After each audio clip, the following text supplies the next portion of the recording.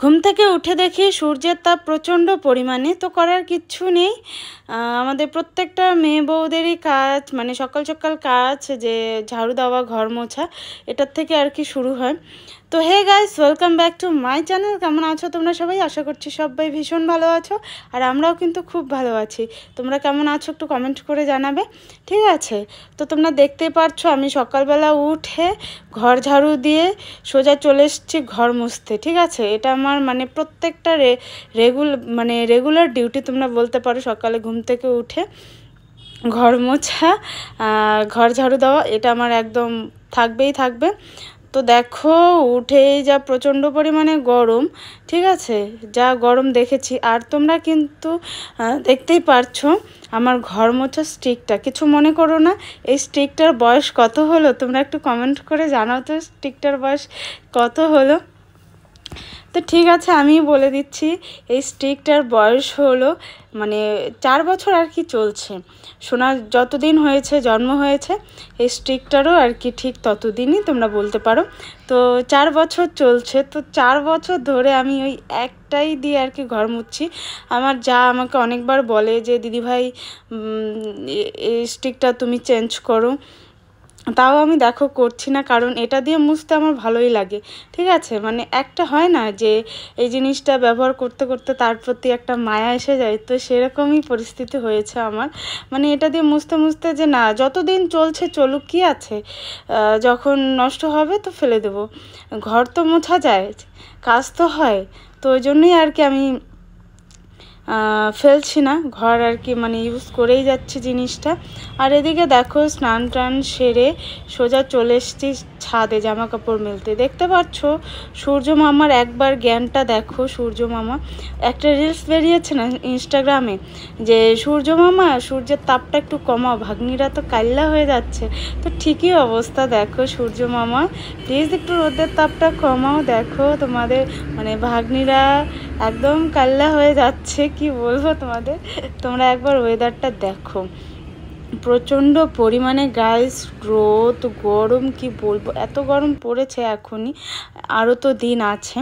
তো যাই হোক, সব কাজকর্ম সেরে সোজা চলে আসলাম রান্নাঘরে চা খাবো জন্য, ওই জন্যই আসলাম।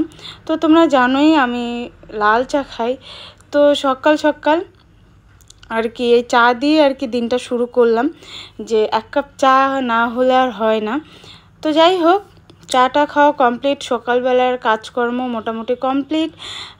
এখন সকালবেলা দেখো আমি এই জিনিসটা অনেক বছর পর খাচ্ছি, ঠিক আছে? এই যে পান্তা ভাতটা তোমরা দেখতেই পাচ্ছ, গরম পড়েছে মানে পান্তা ভাত।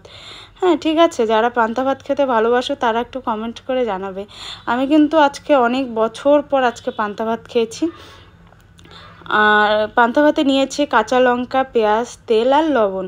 আর এদিকে দেখতে পাচ্ছ কাঁকরোল ভাজা, আলু পেঁয়াজের তরকারি, আর আছে আলুর বড়া, ঠিক আছে? একদম জবরদস্ত পান্তা ভাত যা খেয়েছি না গাইস, কি বলবো তোমাদের, এত ভালো লেগেছে আমার, প্রচণ্ড ভালো লেগেছে।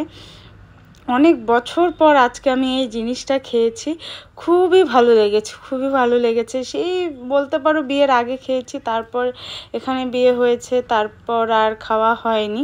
হ্যাঁ, তো দেখলাম যেহেতু প্রচণ্ড গরম পড়েছে, তো ভাবলাম যে না, পান্তা ভাত খাওয়াই যায়, ওর জন্যই আর কি খেলাম। তো এত ভালো লেগেছে, তোমরাও কিন্তু খেয়ে দেখো। আর পান্তা ভাত কিন্তু আমার খুব ভালো লাগে, এখানে খাওয়ার হয় না, সব গরম গরম থাকে, তো ওই জন্য আর পান্তা ভাতটা খাওয়া হয় না, ঠিক আছে? তো ভাবলাম যে না, আজকে পান্তা ভাত মানে গরম ভাতে আমি কিন্তু জল ঢেলে নিয়েছি, তোমাদের সত্যি কথাটাই বললাম, গরম ভাতে আমি জল ঢেলে নিয়েছি, ঠিক আছে? তো খাওয়া দাওয়া শেষ করে সোজা চলে আসলাম রান্নাঘরে।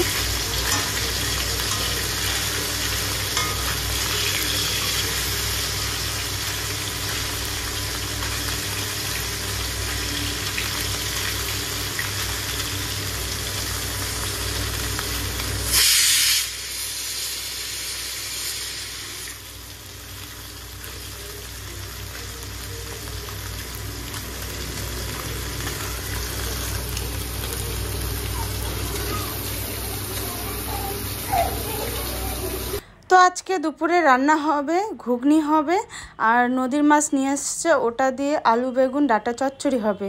তো তোমরা দেখতেই পাচ্ছ মাছ ভাজা হয়ে গেছে, আমি মাছগুলো নামিয়ে নিচ্ছি। আর প্রেসারে বসিয়েছে কাবলি ছোলা সেদ্ধ, ঠিক আছে। তো আজকে কাবলি ছোলারই আর কি ঘুগনি হবে। তো চলো ভিডিওটা আমি এখানেই শেষ করছি। তোমাদের কেমন লাগলো অবশ্যই কমেন্ট করে জানাবে, আর যদি ভালো লেগে থাকে অবশ্যই লাইক কমেন্ট এবং বেশি বেশি করে শেয়ার করবে। তো চলো।